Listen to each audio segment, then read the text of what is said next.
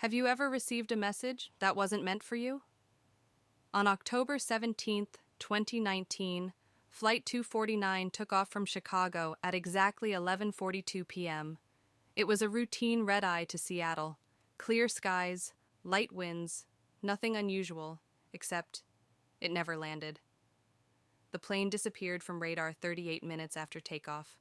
No distress call, no debris, no explanation. For 3 years, the case remained one of aviation's greatest mysteries, until a voicemail surfaced. It belonged to a man named Daniel Reeves, a software engineer from Portland. He wasn't famous, he wasn't important, he was just ordinary. At 2:17 a.m., the same night Flight 249 vanished, Daniel received a voicemail from an unknown number. The message was only 12 seconds long, static, heavy breathing, and 3 words. "They're not passengers."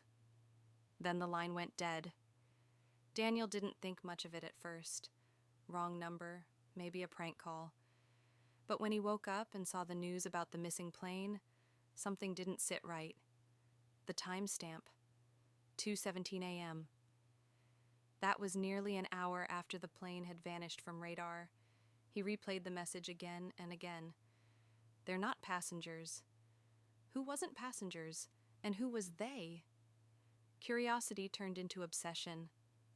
Daniel posted about the voicemail online. Within hours, conspiracy forums lit up. Some said it was a hoax. Others claimed it was proof of something bigger. Then someone enhanced the audio. Underneath the static, there was something else. A faint metallic echo. And in the background, a voice repeating numbers, coordinates. The coordinates didn't point to the Pacific Ocean, where search crews had focused.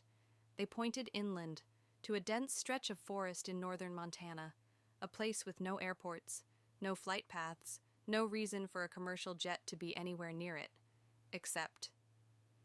Satellite imagery from that same night showed something unusual.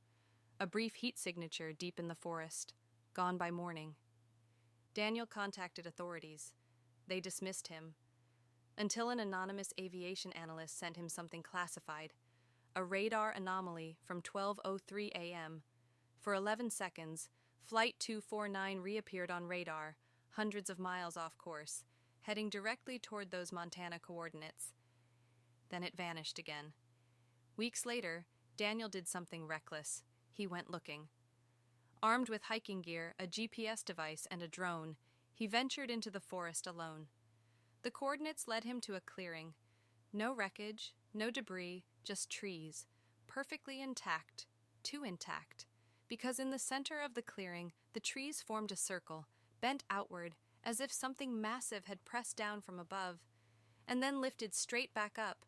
There were no burn marks, no broken branches, just silence. That night, Daniel camped near the clearing. At 2:17 a.m., his phone buzzed. No signal, no service, but a notification appeared.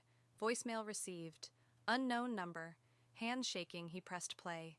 This time there was no static, just the same voice, calm, controlled. "You shouldn't have come." Then in the background, dozens of voices whispering in unison. "They're not passengers." The message ended. Daniel's phone died instantly. The next morning, Daniel was gone. His campsite remained. His drone footage was uploaded automatically to the cloud before his phone shut off.